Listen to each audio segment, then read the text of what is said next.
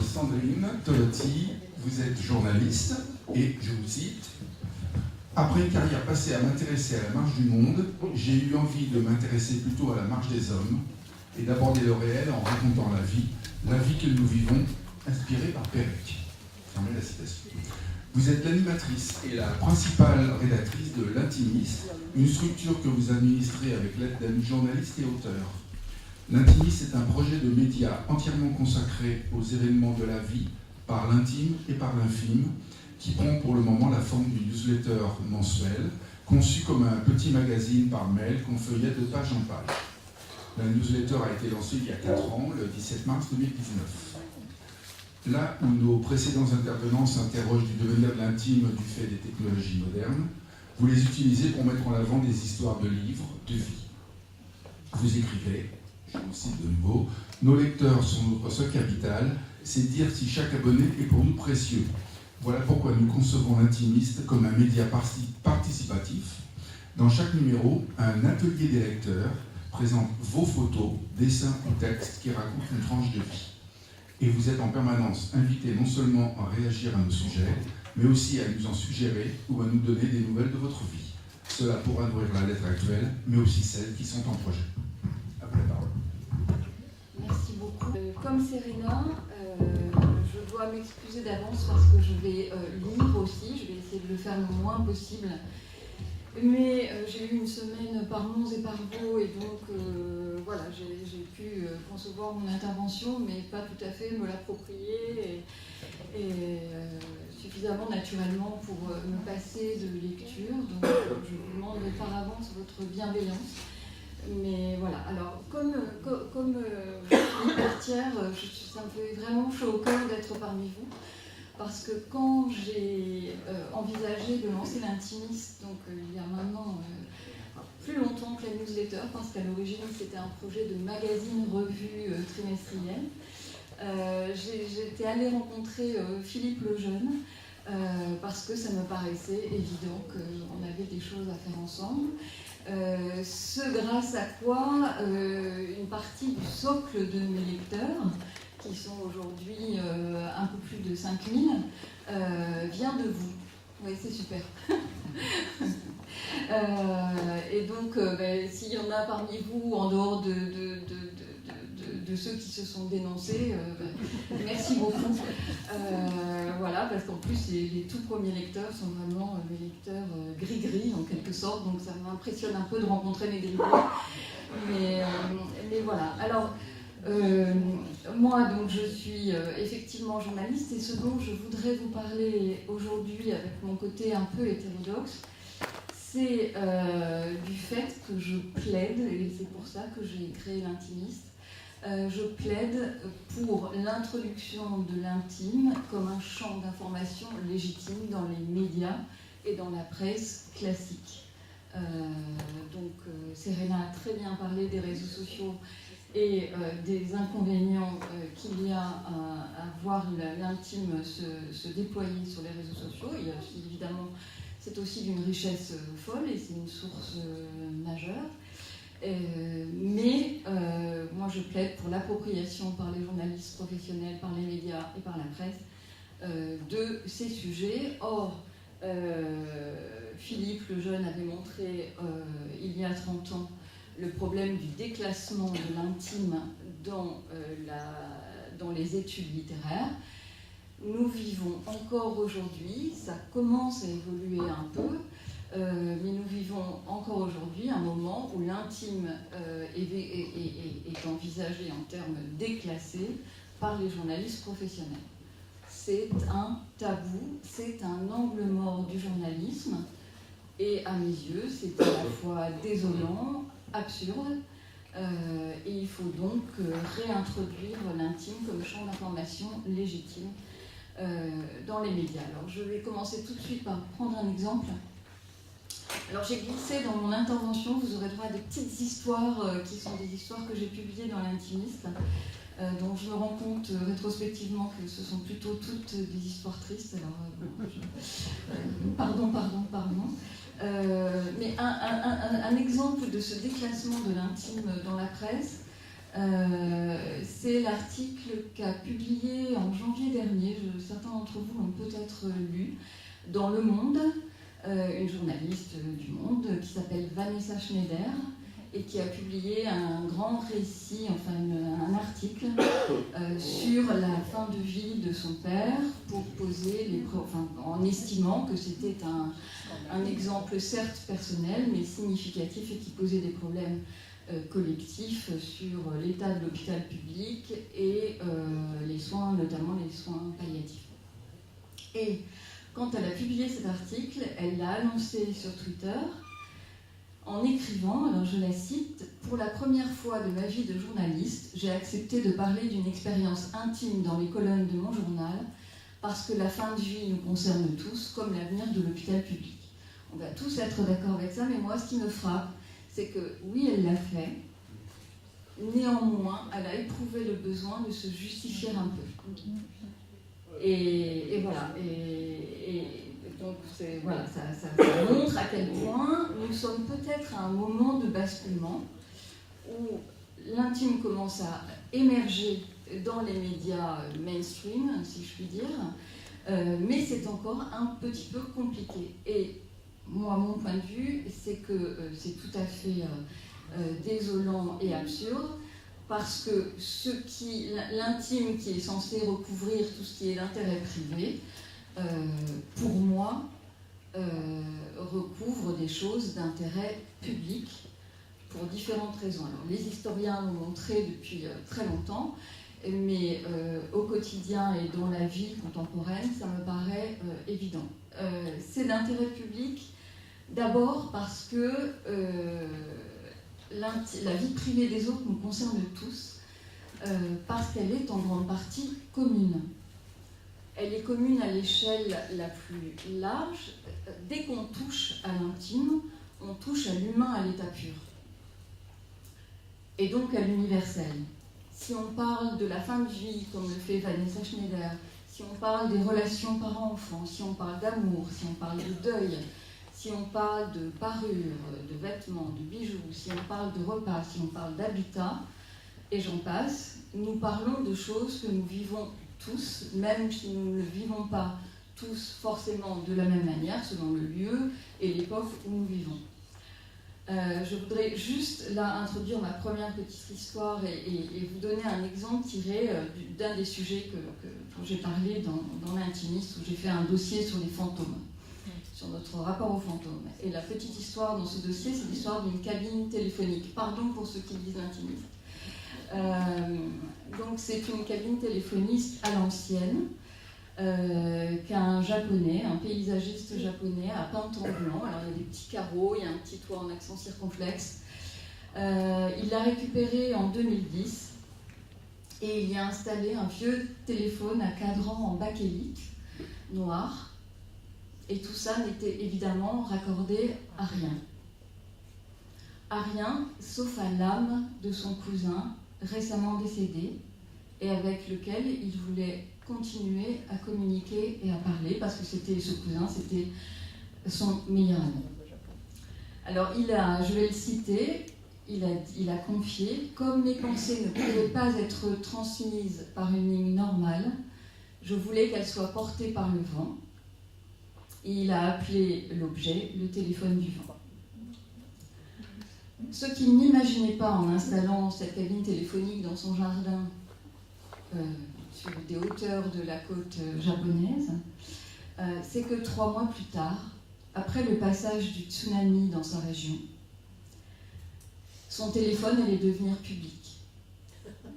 Les gens de la petite ville d'Otsushi, où il vit, qui a été l'une des plus impactées par le tremblement de terre et par le raz-de-marée, puisque je crois que... Alors, j'ai plus ça en tête, j'aurais dû réviser, mais je crois que 90% de la population a disparu. Non, 90% de la ville a été rayée de la carte. Et le nombre de morts, je ne sais plus, il y a eu 10 000 ou 11 000 morts à Otsushi.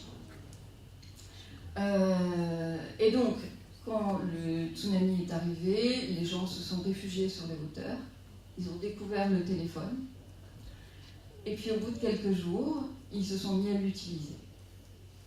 Alors ça donne des choses comme ça. Une femme. Maman, est-ce que tu prends soin de toi? Que fais-tu? Un vieil homme à son épouse.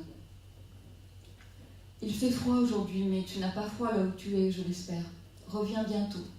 Tout le monde t'attend, mange, sois vivante, quelque part, n'importe où.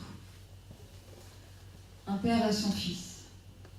Ça fait déjà 5 ans depuis la catastrophe. Si cet appel te parvient, écoute-nous. Parfois, je ne sais pas pourquoi je vis. Laisse-moi t'entendre dire « Papa ». Une fillette. « Papa, je suis tellement désolée d'avoir dit que tu sentais mauvais la dernière fois que nous sommes allés au bain public. Tu te rappelles, tu m'avais promis de m'acheter un violon, mais je n'ai jamais eu de violon. » Depuis 2011, donc, plus de 30 000 personnes sont allées s'adresser à leurs morts dans cette cabine téléphonique, pour prendre des nouvelles, pour en donner, pour dire les mots qu'ils n'avaient pas dit avant, qu'ils n'avaient pas pu, ou pas su. Tous savent, ils ne sont pas fous, tous savent parfaitement que le téléphone n'est raccordé à rien, qu'il n'est pas branché, mais tous décrochent le combiné.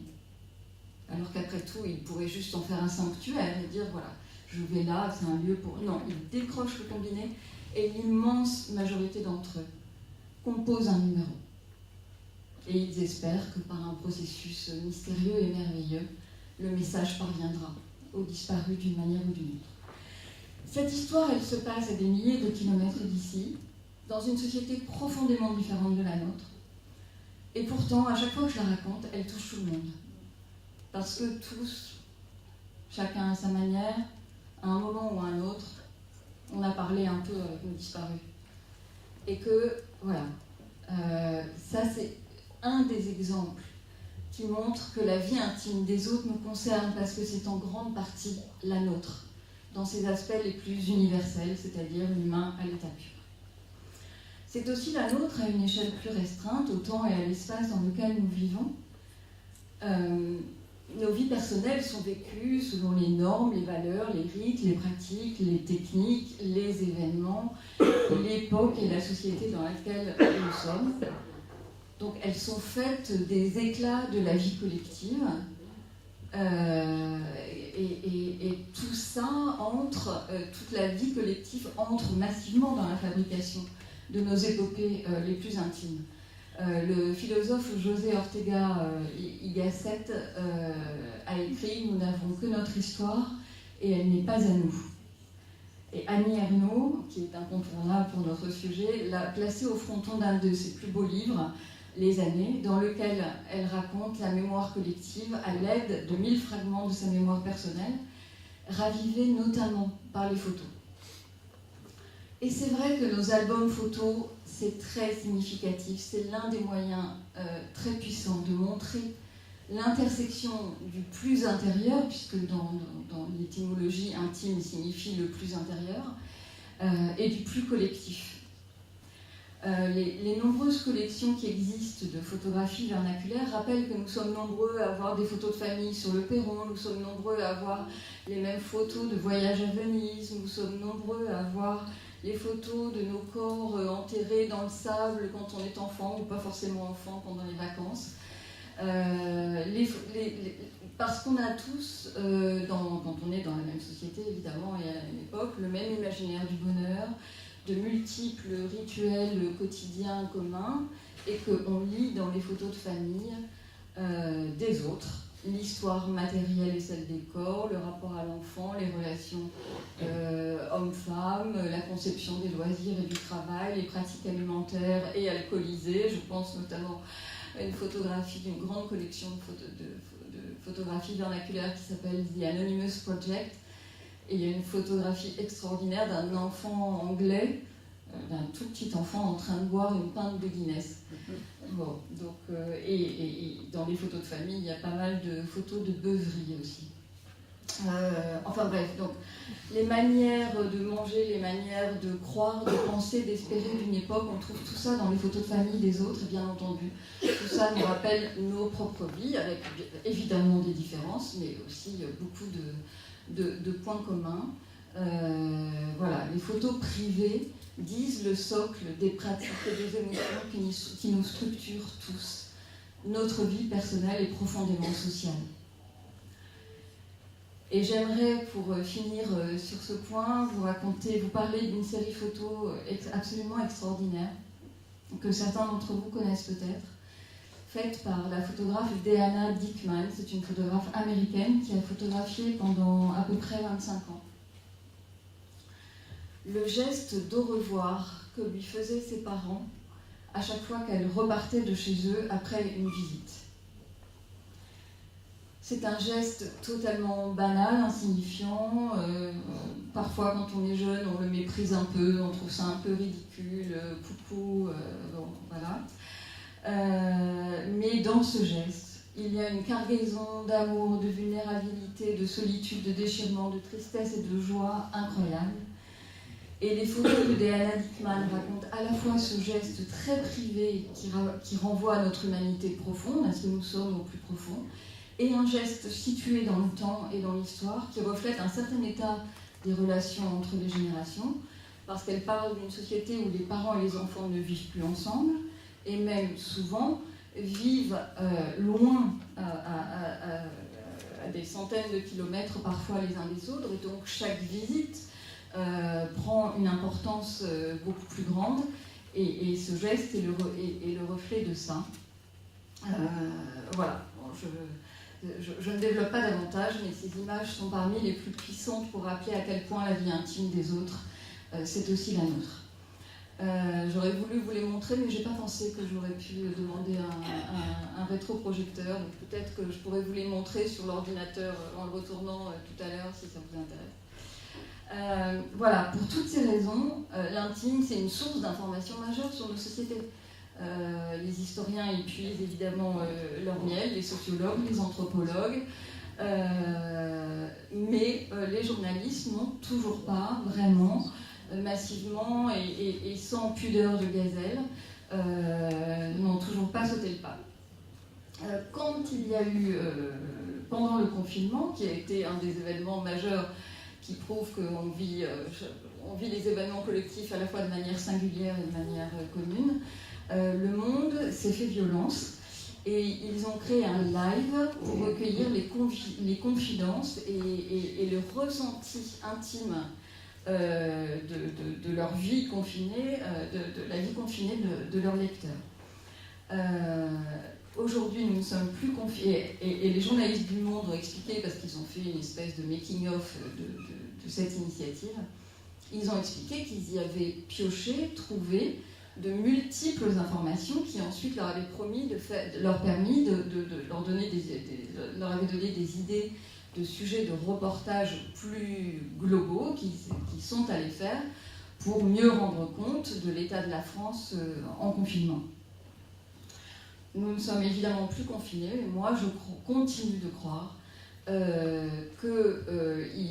continuer d'aller dans les têtes, dans les foyers, dans l'intimité des gens, reste une source d'information majeure sur ce que nous vivons et la société dans laquelle nous vivons, et que c'est tout à fait légitime. Mais l'intime, ça n'est pas seulement une source d'information. C'est aussi, en tout cas à mes yeux, autre chose, d'au moins aussi important. C'est une source majeure de lien social. L'intime, ça permet de mieux comprendre la société dans laquelle nous sommes, mais ça permet aussi de mieux se comprendre les uns les autres. Ça permet de recréer du lien et de la proximité dans des sociétés qui sont fragmentées, plurielles, et où on a parfois beaucoup de mal à se mettre à la place de l'autre, ce qui n'est pas sans inconvénient. L'intime, ça n'est pas une espèce de promotion d'un individualisme sentimental et un peu malsain, c'est construire des proximités affectives avec des inconnus. Les histoires de l'intime sont des histoires qui nous ressemblent, qui nous ressemblent et qui donc nous rassemblent.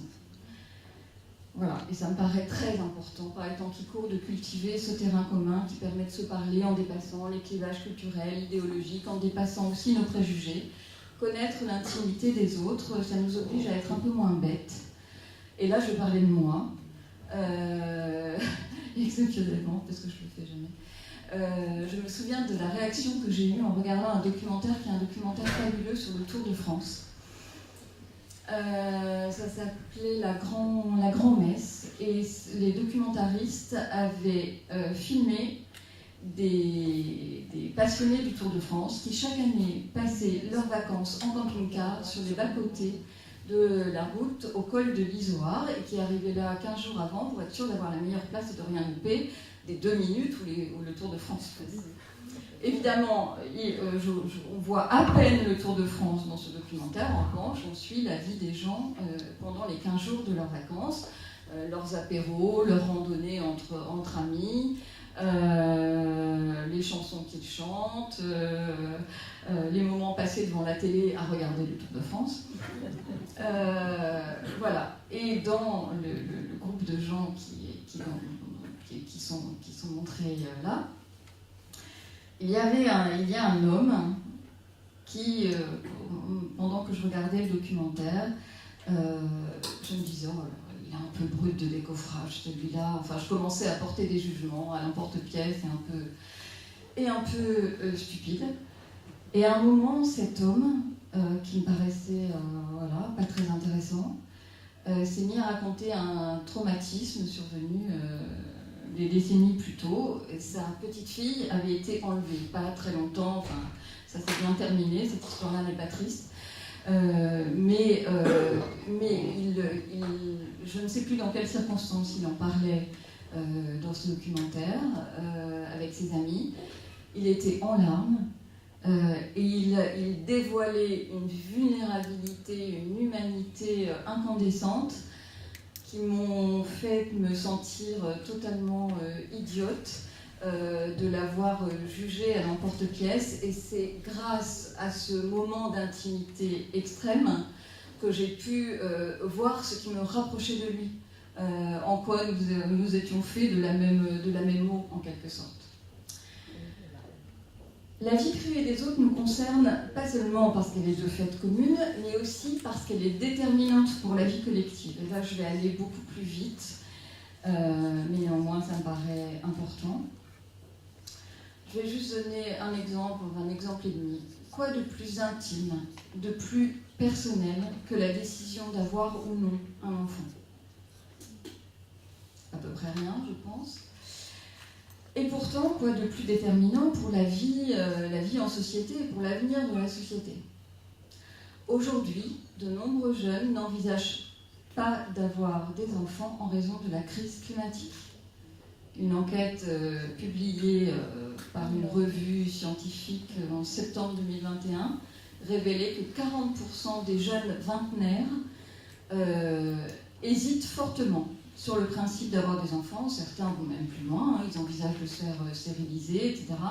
Avec un raisonnement double, je ne veux pas infliger ce monde à des enfants, et par ailleurs, je ne veux pas aggraver la crise climatique en peuplant encore plus la planète. C'est dire à quel point l'intime et le collectif sont complètement interdépendants. Et donc, on a d'un côté la crise climatique qui appartient au champ de l'information légitime, et de l'autre côté, la vie intime qui, elle, n'appartiendrait pas au champ de l'information légitime. C'est absurde, il faut faire tomber ces frontières qui, à mes yeux, n'ont pas de sens. Un autre tout petit exemple, quelle décision est plus personnelle et plus privée que la décision d'émigrer pour avoir une vie meilleure, pour donner à ses enfants une vie meilleure, ou en tout cas on l'espère. Et pourtant, quelle décision a plus d'importance à la fois sur le pays qu'on quitte et sur le pays où on arrive ? Certes, pas à l'échelle individuelle, mais à l'échelle collective de l'ensemble des micro-décisions ainsi prises. Et cela m'amène à la troisième raison pour laquelle la vie privée des autres nous concerne tous, parce que la raconter en public éclaire autrement certains enjeux de société et certains débats politiques. il me semble, alors je suis un peu naïve, mais il me semble que si on racontait l'immigration non par des chiffres et des généralités, aussi sensibles soient-elles, mais en partageant des histoires de vie singulières, en enfilant la peau de l'autre, pour reprendre une expression d'Alain Corbin, si on racontait l'histoire d'une nounou asiatique partie travailler à Singapour ou aux États-Unis, pour que ses enfants aient une vie meilleure, mais que du coup ces enfants restés au pays, elle ne les voit pas grandir, il me semble que la nature du débat public en serait changée. Si on racontait ce que représente la retraite, non pas pour les retraités, mais pour Michel, Philippe, Pascal, Sandrine, Nathalie, peut-être que le débat politique serait plus riche en tout état de cause, et même peut-être un peu plus respectueux. Si on racontait l'avortement en entrant dans la tête de celles qui avortent ou de celles qui n'avortent pas, comme je l'ai raconté il y a quelque temps dans l'Intimiste à travers le récit personnel d'une Américaine qui racontait, qui est une manière de voir qui est assez rare en fait.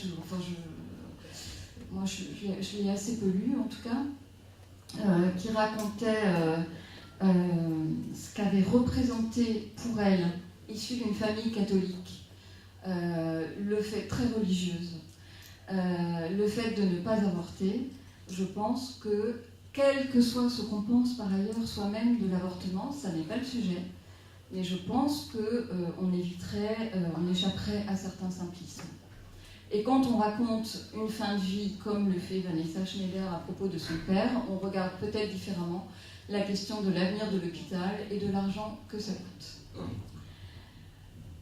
Je me demande si un gouvernement par les histoires plutôt qu'un gouvernement par les chiffres ne nous changerait pas un peu la vie, mais là aussi je pense que je suis un peu naïve, mais en tout cas c'est ce que le philosophe Michael Fessel appelle une démocratie sensible, et c'est vraiment un type de démocratie que j'aimerais bien voir naître moi personnellement.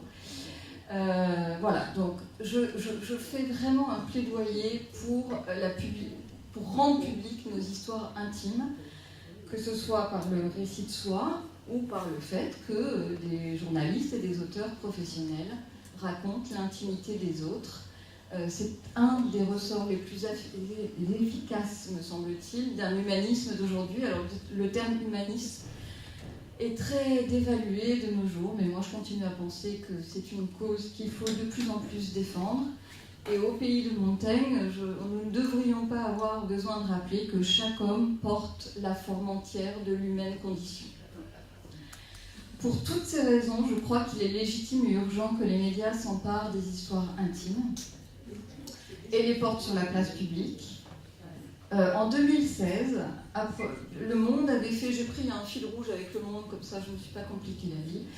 Le Monde avait fait un article sur les reportages immersifs, qui en fait ne se sont pas tellement développés, en réalité virtuelle. Et ils opposaient le fait de ressentir et le fait de comprendre. Et je cite le journal, peut-on pas, qui donc posait cette question en termes d'éthique journalistique, peut-on parler d'objectivité quand le spectateur vit le récit d'un reportage à la première personne? Est-il possible de prendre du recul et de réfléchir sur des sujets de fond quand toute la force d'impact d'un récit consiste à se mettre à la place des protagonistes et à établir une connexion intime avec eux? Bon, moi je crois que l'objectivité n'existe pas et que ne pas le reconnaître est une forme de malhonnêteté, et que c'est particulièrement dommage parce que l'honnêteté c'est bien la seule chose qu'on peut prétendre avoir quand on est journaliste, et que c'est ça qu'il faudrait défendre.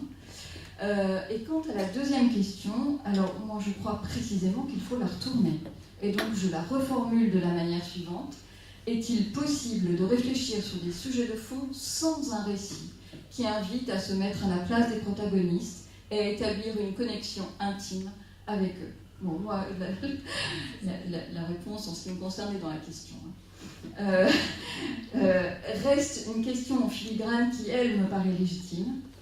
Prenons-nous alors le risque de l'indiscrétion, de l'impudeur, de l'indécence?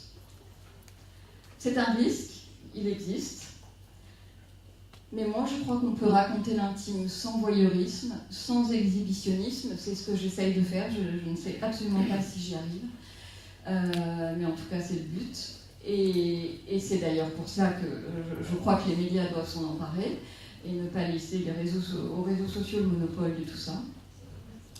On peut écrire des récits de vie tout en retenue, qui savent émouvoir et atteindre à l'universel, mais dont le but n'est pas le nombrilisme, mais de la volonté de se relier. Voilà. Et pour ça, il faut du respect. Le respect de la volonté des gens dont on parle, et voilà, mais que dans certaines conditions, on peut tout à fait y arriver et il faut s'y essayer. Donc voilà, l'intimiste essaye de faire ça à sa modeste échelle.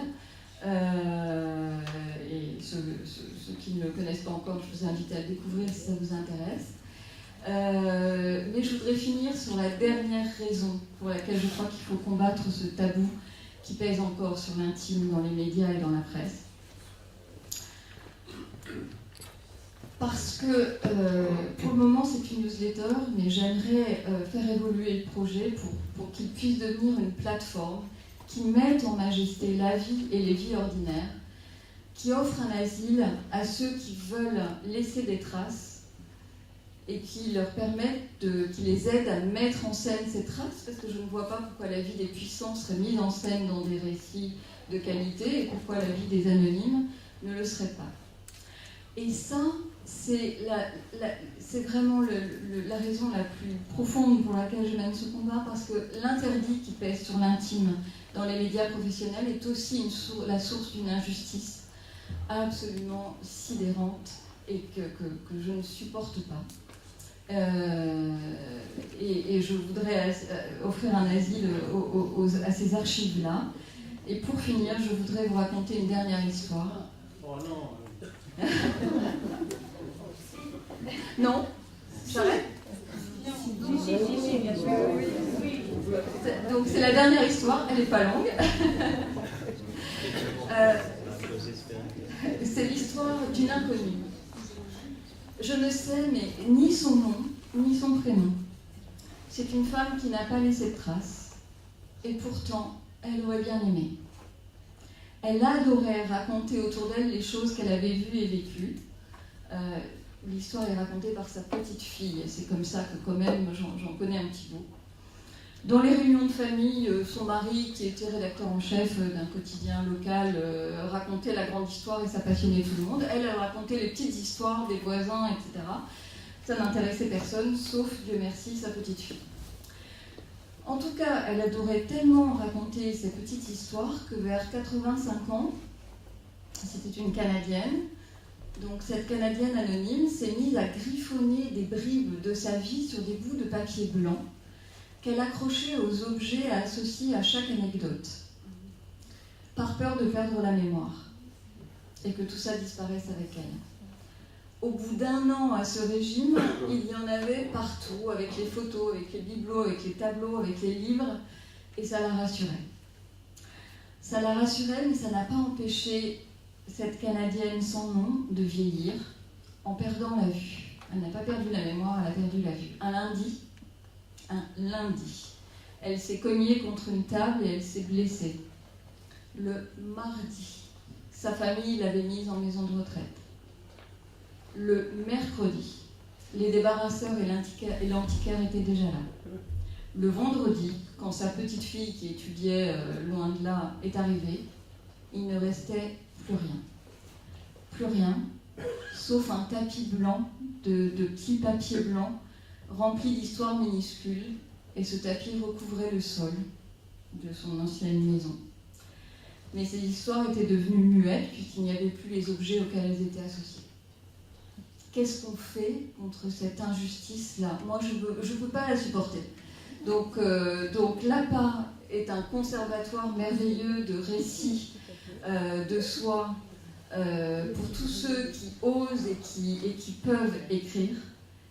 Mais le récit de soi, de ceux qui n'osent pas, qui ne peuvent faire que des petits bouts, qui n'ont que des listes de courses, qui n'ont que des petits post-it, qui n'ont que des bribes, celles-là, on les met où? On les recueille où?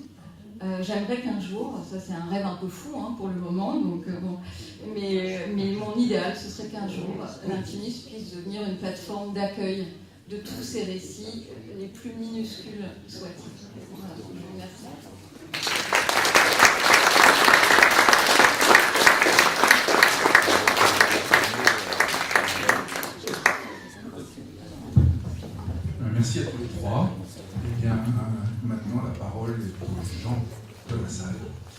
microphone à prendre pour poser des questions.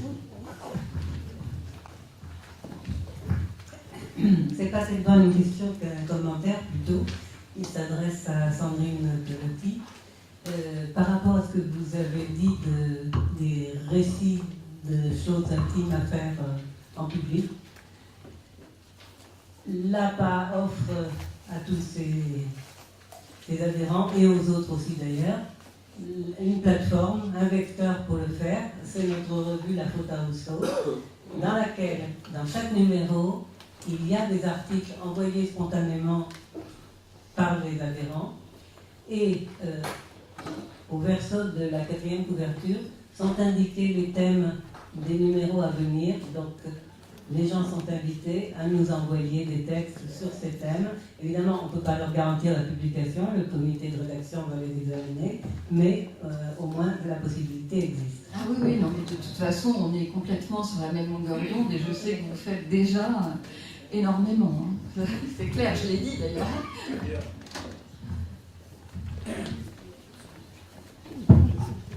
Je commence par vous. Vous avez évoqué plusieurs reprises que la relation entre la pudeur plutôt, et la bourgeoisie, n'est-ce pas? Vous avez évoqué plusieurs fois la bourgeoisie. Mais peut-être, mais ne pensez pas que c'est plutôt il y a un problème de tradition entre la pudeur et la bourgeoisie. Je me rappelle un peu de Montesquieu, qui les coutumes sont très... Et d'ailleurs, bon, vous l'avez déjà dit, que vous ne parlez que de l'Occident. Parce que par exemple, il y a une contradiction entre l'Occident et l'Orient. Par exemple, dans le pays maghrébin, les femmes vont à même nues entre elles, mais les hommes pas du tout. Quand vous allez dans les douches, les footballeurs, rien à faire. Donc il y a beaucoup plus de pudeur masculine que féminine. Et donc je pense que c'est une question de tradition et de coutume. Pour la dame au milieu, pardon. Alors vous avez évoqué, si je me rappelle bien, c'est très important. Bon, j'ai apprécié beaucoup votre récit, les faits, etc. Mais par exemple, vous avez évoqué un exemple où vous dites qu'il y a des gens qui s'exposent intimement aux autres qui ne connaissaient pas, mais pas du tout leur intime, leur mari ou leur femme, etc. Donc j'ai apprécié tout ça, mais pour une chercheure, je m'attendais à ce que vous me donnez. Je sais qu'en sciences fondamentales, on explique le comment, pas le pourquoi. Et moi, j'aimerais bien, en sciences sociales, me dire pourquoi ils font ça. Quant à vous, je suis vraiment en désaccord avec beaucoup de choses. Mais alors, votre exemple, la 2 fois, vous avez évoqué Vanessa Schneider. Vous ne trouvez pas, je vous pose une question, je ne veux pas faire de commentaires, vous ne trouvez pas que c'est plutôt bon? Premièrement, il y a beaucoup de reportages là-dessus, sur la fin de la vie. Elle pourrait éventuellement chanter ça d'une manière, puisqu'elle est bonne journaliste, la fin de la vie et ses problèmes, l'hôpital, etc. Mais vous ne trouvez pas que c'est plutôt évoquer émotionnellement son père? C'est pas une sorte de promouvoir un peu le journalisme de Madame Schneider? Dans ce cas-là, moi, c'est ce que j'ai pensé en l'écoutant, parce que elle était c'est-à-dire, c'est vous, je ne sais plus. Mais vous pensez qu'elle l'a fait pour se promouvoir elle-même? Ah oui, oui. Non, moi, je ne crois pas du tout, je ne la connais pas du tout, hein, je ne suis pas une amie, je n'ai rien à défendre de ce point de vue-là. Je ne suis même pas une grande lectrice du monde, même telle que les apparences. Non, je ne crois pas du tout que c'était l'enjeu. Je pense que, au point où, sur son compte Twitter, elle ne s'est pas excusée, mais elle a ressenti le besoin de se justifier, d'avoir fait ça, d'avoir franchi cette frontière non dite, implicite, sur on ne parle pas de soi quand on est journaliste. Et pourquoi donc? Parce qu'on serait supérieur aux autres? Pourquoi un journaliste ne parlerait pas de lui s'il le fait dans des conditions professionnelles? Et en tout cas, je ne pense pas qu'il s'agissait d'une opération de promotion, je pense qu'elle n'en a pas du tout besoin.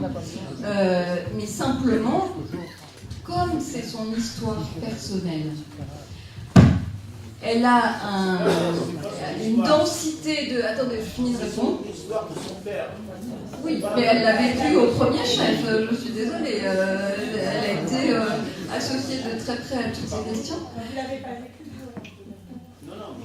Et donc, elle avait un ressenti de ces questions différent de ce qu'on peut raconter quand on raconte par les chiffres, par les grands enjeux. Et en effet, tout ça est traité de toute façon, bien entendu. C'est pas un sujet dont on ne parle pas, Dieu merci.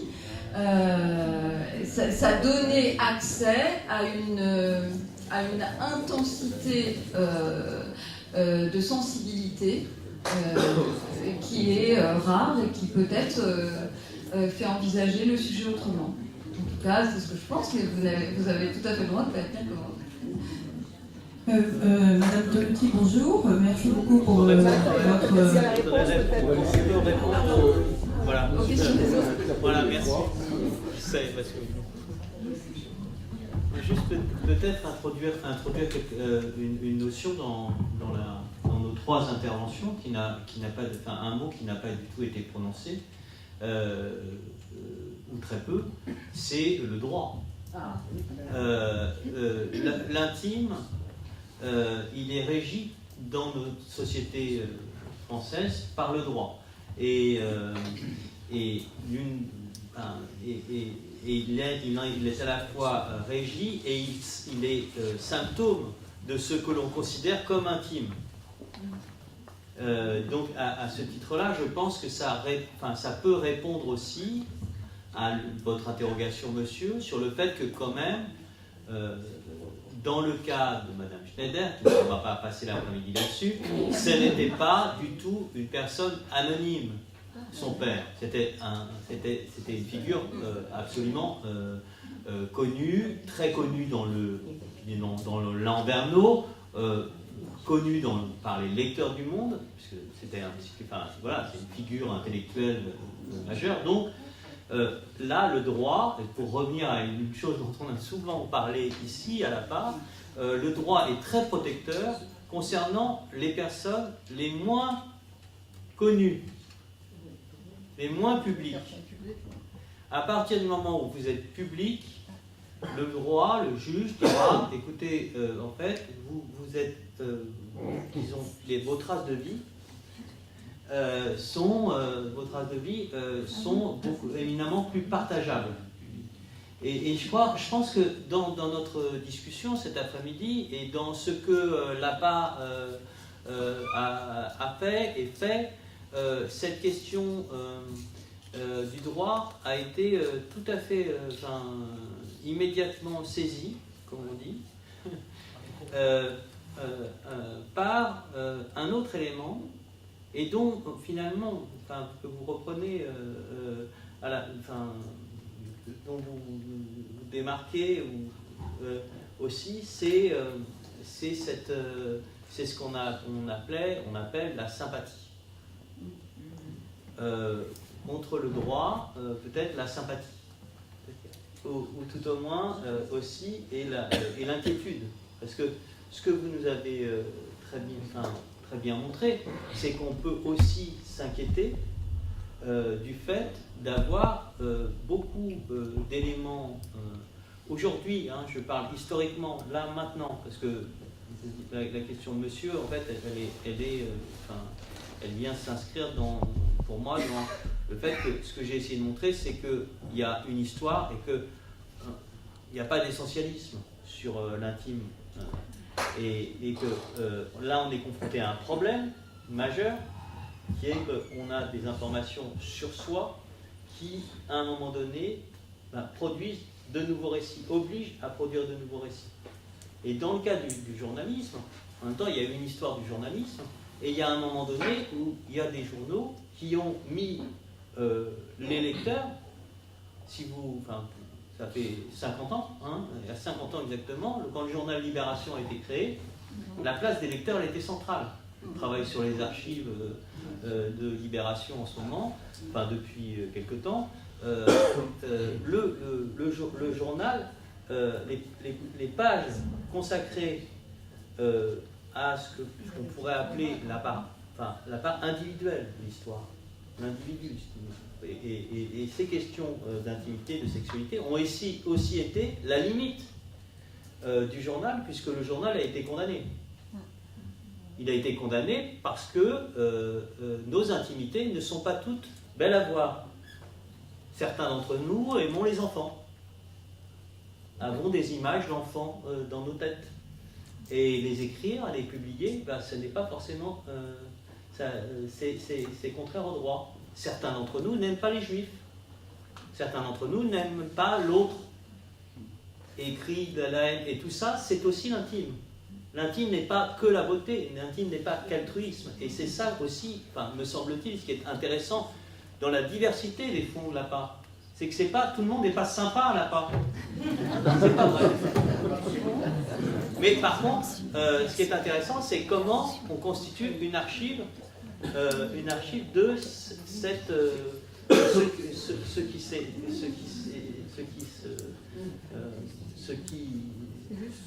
qui s'écrit pour soi, peut-être pour d'autres, et comment aussi, et de même, on touche les deux points.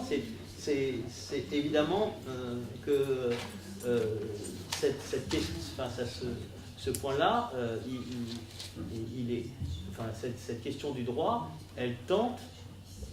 Faut-il rappeler qu'on a en France, on a une CNIL, c'est-à-dire une Commission nationale d'information et de liberté, qu'on ne cesse d'essayer de protéger le sujet de lui-même, d'une certaine manière, de lui-même, ce qui pose même une question de liberté publique, qui est pourquoi, après tout, on me dirait que je n'ai pas le droit de m'exposer. Voilà. Et je voulais juste introduire ce point de droit qui me paraît absolument essentiel dans l'histoire de notre rapport à l'intime, et peut-être aussi dans le fait que les journalistes, très souvent, comme les chercheurs en sciences sociales, notent en bas de page, les prénoms ont été modifiés. Nous, historiens, nous avons la chance de pouvoir ne pas le faire. Ne pas le faire, pas pour l'histoire contemporaine, mais pour le XVIIIe siècle. Arlette Farge garde les noms. Par exemple, Daniel Roche, c'est Ménétra. Ou quand Philippe, vous publiez vos écrits de l'arrière-grand-père, c'est parce que vous avez le droit de garder le nom. Parce que vous êtes ayant droit, d'une certaine manière. Et ça, c'est, je crois, quand même assez central dans les questions qui nous intéressent cet après-midi. Je ne sais pas si vous voulez... Oui, je voudrais réagir d'abord à votre question et ensuite à ce débat qui vient de surgir. Donc, déjà, merci pour votre question qui est très intéressante. En effet, donc, la question c'est pourquoi on se deviendrait devant des inconnus, pourquoi on serait, disons, amené à se dévoiler devant des inconnus plutôt que devant des personnes qui font partie de notre sphère privée. Alors, en effet, les autres n'ont pas tous la même place pour nous. Les autres ne sont pas tous pareils, au sens où il y a des autres importants. Et je voudrais citer l'exemple que Dominique Cardon donne pour parler du phénomène de l'écriture de soi, du récit de soi sur les blogs. Donc en effet, c'est comparable aux confessions qu'on pourrait faire à un inconnu dans un train. En fait. C'est quelqu'un qu'on ne reverra plus jamais et qui parfois ne connaît pas notre nom, en effet. Donc je pense que c'est ça c'est une raison importante, et on peut prendre aussi l'exemple de l'humiliation. Si on subit une humiliation, cette humiliation n'a pas du tout le même poids si l'événement se passe devant nos amis, nos proches ou devant des inconnus, devant quelques inconnus. Autre chose, donc en effet, nos relations sociales, notamment nos relations familiales, nos relations amicales, nous oblige à un certain comportement. Et aussi, elles sont quelque part aussi les garants de notre identité. Alors que sur un blog ou sur un réseau social, il y a un public, disons, d'inconnus, pas un réseau social comme Facebook par exemple, mais sur un blog, on a une identité en ligne qui coïncide avec notre identité en tant qu'auteur de ces blogs, mais qui ne correspond pas forcément à notre identité sociale dans des cercles comme le cercle de la famille, des amis ou des collègues de travail par exemple. Je ne sais pas si j'ai répondu à votre question. Et je voulais aussi réagir rapidement en fait, au point très important que vous avez soulevé. Donc d'abord, la question du droit, en effet, il y a aussi la question des normes. Donc pas seulement le droit au sens de la loi, mais aussi au sens des normes. Et je pense que c'est une question importante aussi pour expliquer le tabou. Parce qu'en effet, il y a peut-être un tabou du partage de l'intime dans la presse publique, mais si on regarde les médias comme les réseaux sociaux numériques, au contraire, il y a un partage de l'intime en continu et un partage qu'on fait pour aussi, disons, souvent pour faire des revendications qui sont collectives. Et c'est même le partage de cette partie d'intimité, comme de la sexualité par exemple, c'est même une condition de prise de parole dans un contexte collectif de revendication politique. Donc déjà, ce tabou n'existe pas en effet sur les réseaux sociaux, et c'est peut-être aussi une question, une question culturelle, parce que je crois que dans la presse, par exemple aux États-Unis, il y a beaucoup, je pense que ce tabou est moins valable en effet. Donc, mais c'est une question très, très intéressante. Par contre, pour ce qui concerne le fait, je suis complètement d'accord avec vous, le partage de l'intimité et de l'intime peut nous rapprocher des autres par le biais de l'empathie, mais je crois que ça peut aussi créer une distance, en fait, une vraie distance, parce que quand il s'agit de thèmes tels la mort, la naissance, l'amour, c'est probablement un élément qui peut nous conduire à l'empathie, mais sur des sujets beaucoup plus, disons, moi, universels et beaucoup plus particuliers, disons, spécifiques à une personne, spécifiques à une culture, peut parfois créer une distance, je crois, avec les autres. Et l'autre observation, c'est que je trouve, disons, c'est vrai qu'il faut partager, c'est bien de partager son intimité, parfois, mais en fait, un partage, comme on le fait aujourd'hui, excessif, pour moi, est toujours un peu suspect, au sens où on met en avant les émotions, les sentiments, alors que parfois on devrait mettre en avant des opinions et des éléments qui font appel plutôt à notre rationalité, donc pas à l'objectivité, mais plutôt à notre rationalité. Voilà. Je suis d'accord.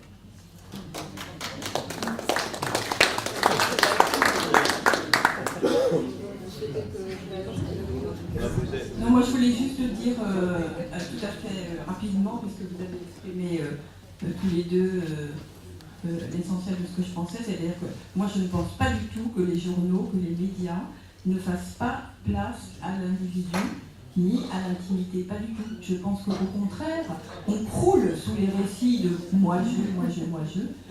Il n'y a qu'à écouter France Inter et autres, France Culture, enfin, on est dans le récit en permanence. Et le travail d'un journaliste, c'est d'entendre peut-être et de resituer dans un collectif. Voilà. Et c'est le politique qui est à mal en ce moment. Parce qu'on est dans l'individualité, dans l'individualisme permanent. Voilà. Donc un journal, c'est pas l'appât, c'est pas la faute à Rousseau. Et on peut avoir, en tant que journaliste, beaucoup d'empathie. On peut ouvrir ses oreilles, on peut écouter, écrire, mais on ne doit pas sombrer, je dirais, dans l'intime. Voilà. Oui, je ne pense pas que quand on parle de l'intime, on sombre. Alors oui, il y a beaucoup de récits, notamment à la radio, oui, tout à fait. Mais ce n'est pas forcément dans les journaux, hein, c'est plutôt dans des émissions documentaires.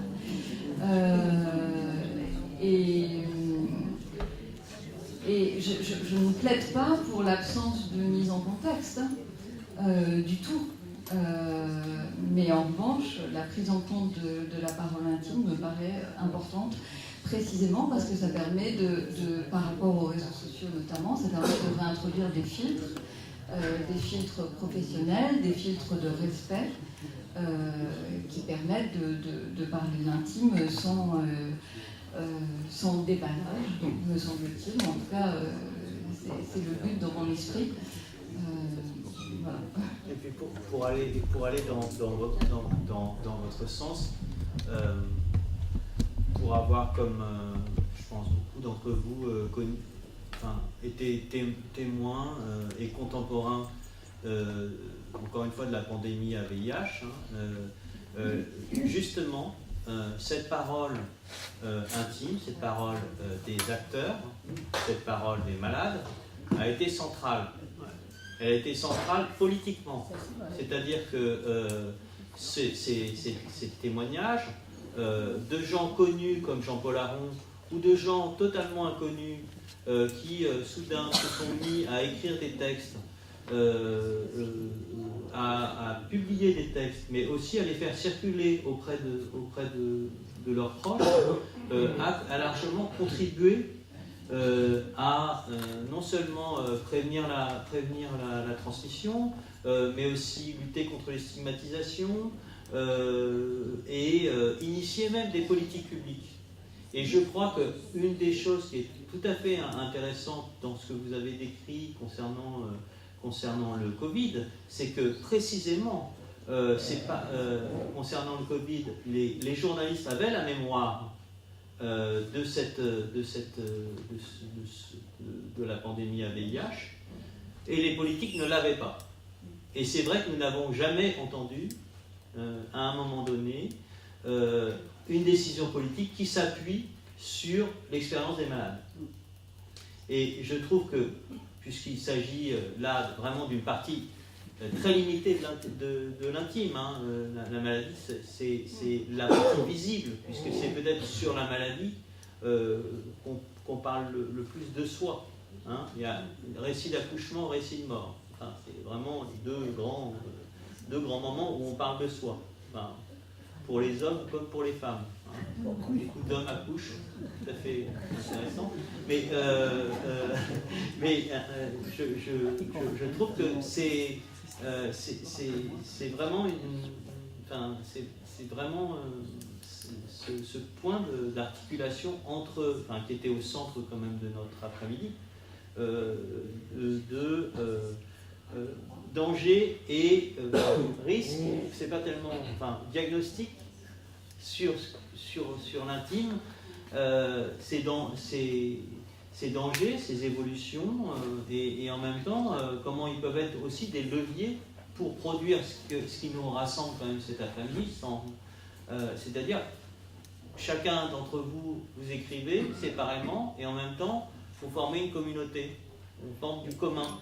Et c'est peut-être ça qui, à travers un média, à travers l'analyse des réseaux, de ce qui nous est commun, c'est aussi acheter le même t-shirt, le même pull. Et il n'y a pas forcément, comme disent les plus jeunes, c'est pas forcément, on ne doit pas être forcément jugeant. Après tout, Madame Schneider a écrit sur son père parce qu'elle avait besoin d'écrire sur son père, comme d'autres ont écrit sur la fin de vie à un moment donné parce qu'ils étaient romanciers, comme Hervé Guibert a écrit sur son sida parce qu'il en avait la nécessité.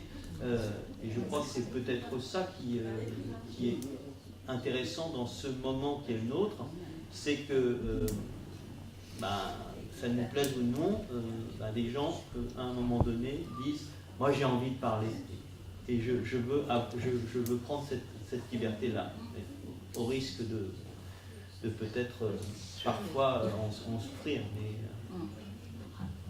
je pense aussi que vous avez soulevé un point très important, le filtre. En effet, le rôle que la presse publique peut avoir quand elle traite de l'intime, c'est justement de créer aussi un terrain commun de discussion sur l'intime, et pas seulement, disons, par rapport à la prise de parole spontanée sur les réseaux sociaux numériques, par exemple. S'il vous plaît, est-ce que commencé à étudier ce que c'est pas anachronique, c'est mon sentiment personnel. C'est mon sentiment personnel. J'ai un peu l'impression que le développement sur les réseaux sociaux depuis, on va dire, une vingtaine d'années, en parallèle, c'est la destruction de la cellule familiale. On a l'impression que les gens ne peuvent plus partager leur intime, le nombre de femmes seules avec enfants, le nombre de femmes seules sans enfants ou pas. Et en parallèle, ils ont besoin de se raconter. Et pour se raconter, ils se retrouvent sur les réseaux sociaux où il y a des anonymes. Je me demande si c'est pas une bascule, c'est peut-être un bien grand mot, mais c'est pas une bascule de notre société totalement individualiste qui, malgré tout, a besoin de contacts sociaux et de se raconter comme tous les humains. Merci. Alors c'est une question très importante et aussi très complexe. Je pense que 3 thèses ne suffisent pas pour répondre. Mais en effet, ça a été montré que les réseaux sociaux, depuis le début de leur développement, ont été un lieu, notamment pour les adolescents, pour créer un espace d'intimité qu'ils pouvaient partager avec d'autres adolescents qui étaient peut-être loin de là où ils vivaient. Et pas, en effet, pas avec leur famille, parce que les liens qu'on peut créer sur les réseaux sociaux sont des liens justement différents et parallèles aux liens. Et donc c'est pour ça que, comme je le disais, disons, ces moyens de communication peuvent aussi aider à sortir de l'isolement, en effet, aussi de l'isolement à l'intérieur de la cellule familiale. C'est pour ça que je plaide pour le transtime.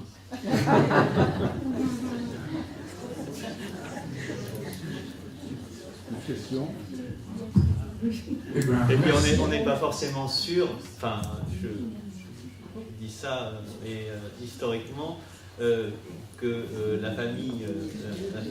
petite famille incestueuse, comme disait Michel Foucault, soit le modèle idéal de mode de vie. Il faut peut-être parfois être seul. Seul, c'est parfois mieux que mal accompagné. Quand voilà, il y a aussi des récits intimes de féminicide. Ou de tentative de féminicide. Et ça fait aussi partie, je crois, d'un moment historique où la place de l'intime est, pour répondre à Madame, un levier extraordinaire politiquement, de visibilité. Et vraiment, c'est un des phénomènes absolument contemporains, c'est quand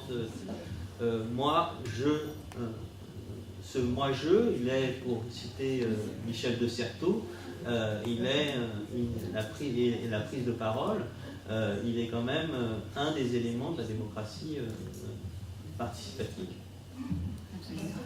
Vous voyez, je suis très politique aujourd'hui.